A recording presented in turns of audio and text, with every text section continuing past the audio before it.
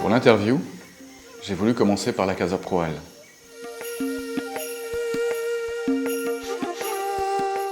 L'endroit où depuis 3 mois nous vivons, perdus au milieu des bananiers.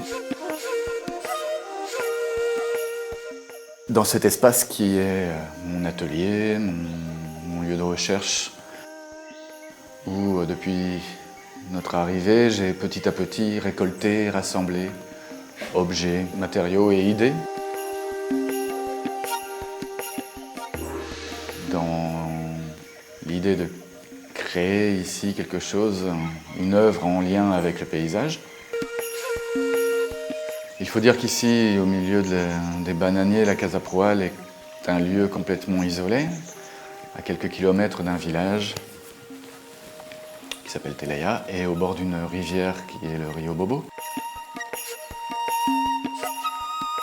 Une rivière qui est devenue en fait un de mes sites privilégiés pendant les premiers mois de notre présence ici. Site privilégié parce qu'il y a un lieu très agréable, parce que j'aime l'eau et que j'aime y plonger, mais également parce que c'est un site où se trouve énormément de terre, et la terre est mon matériau de prédilection. Donc petit à petit, j'ai laissé des traces un peu partout sur cette terre en bord de rivière.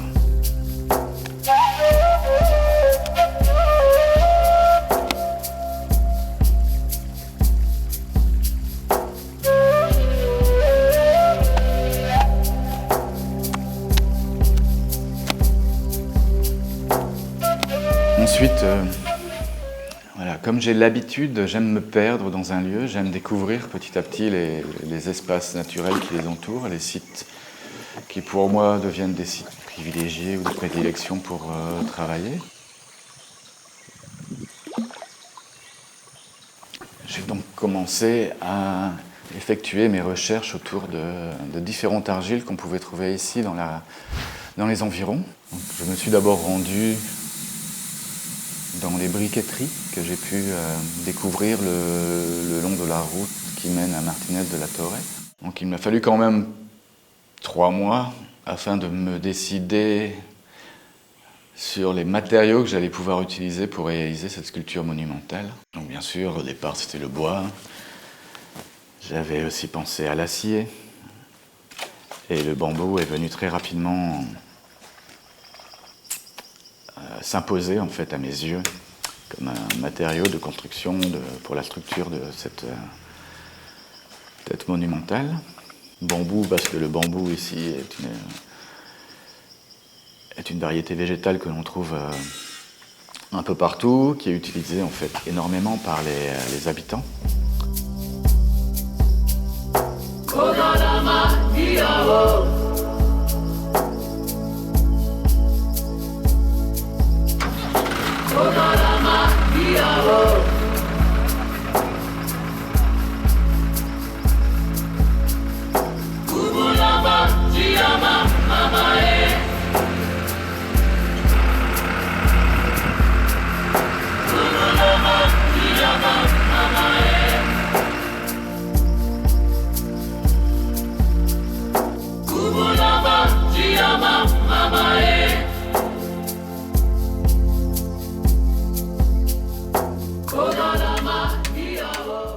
Et j'ai eu la chance ici de rencontrer Daniel Proal, qui est un habitant du coin, qui est un spécialiste en fait de la construction en bambou et qui m'a beaucoup apporté et avec qui je m'entends très bien pour réaliser en fait cette sculpture qu'on a commencé maintenant il y a 2 semaines.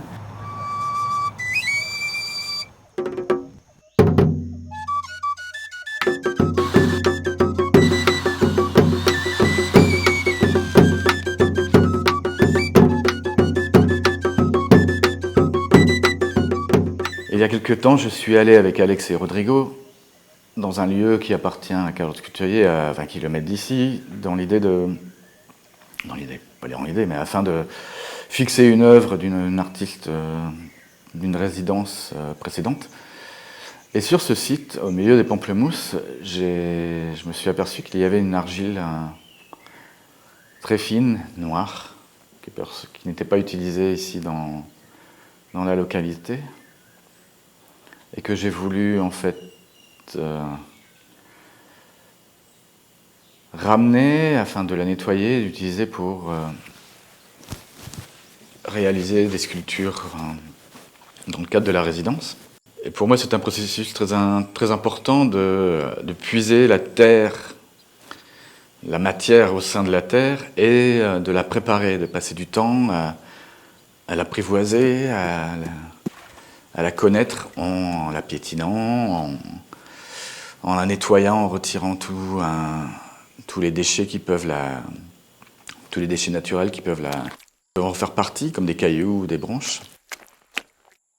Ce qui m'intéresse, c'est vraiment que cette matière, elle soit brute et que je la transforme,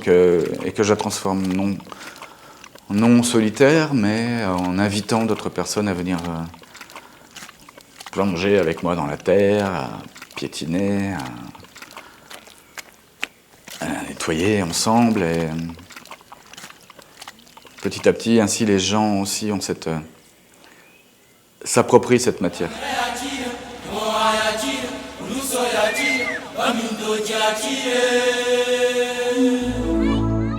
Donc les baptêmes de terre, c'est très simple, ça consiste à plonger, à fabriquer une matrice d'argile molle et d'inviter le public à plonger le visage à l'intérieur afin de réaliser une empreinte.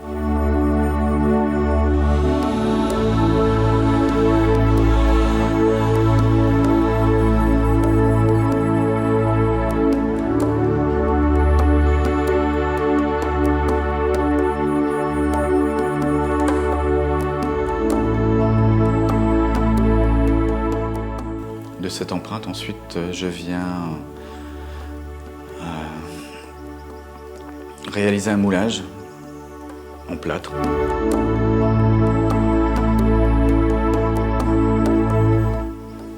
Et petit à petit, dans un sens, récolter ces moulages de plâtre et les rassembler, les unir pour présenter une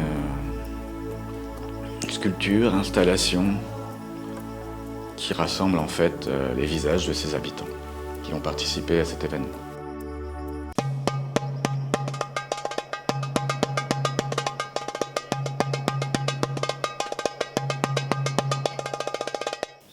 Cette intention de rassembler, humblement de ma part, les gens autour de la matière et d'une œuvre d'art par la réalisation des masques, des baptêmes de terre,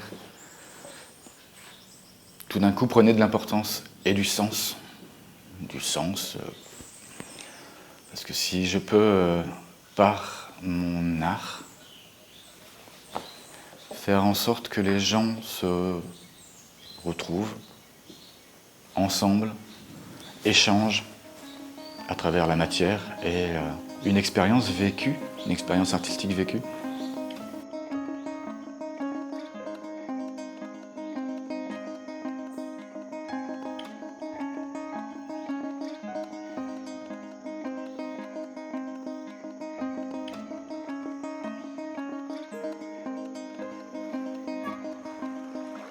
je pense avoir réussi quelque chose et laisser une trace de mon passage, non pas simplement éphémère par des empreintes, mais dans l'esprit des gens.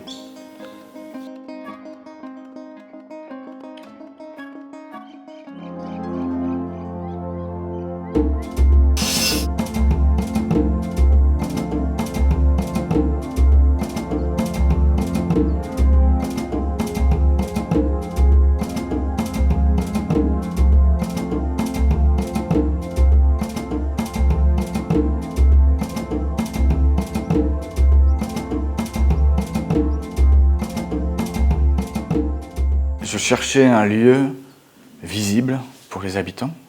Je ne voulais pas trop aller installer une œuvre perdue dans la nature. Je savais que personne ne la verrait. Je me suis inspiré de l'histoire un peu du lieu, de ce que j'ai pu y récolter petit à petit. La Casa Pelline, c'est très simple, c'est un lieu qui est à mi-chemin entre là où je vis et la ville de Saint-Raphaël. Et également, c'est l'atelier. C'est là où j'ai pu trouver plus ou moins tous les outils dont j'ai besoin pour réaliser l'œuvre. Aussi un lieu de stockage. Tout est lié, tout est positivement lié dans cette histoire. En fait, je me suis raconté une histoire de ces 4 mois. J'ai créé une histoire de ma présence ici, des rencontres que j'ai pu faire, des rencontres avec la nature, des rencontres avec les gens, des rencontres avec la matière. C'est comme si j'apportais avec le bambou, dans ce périmètre de la Casa Pelline, quelque chose de plus local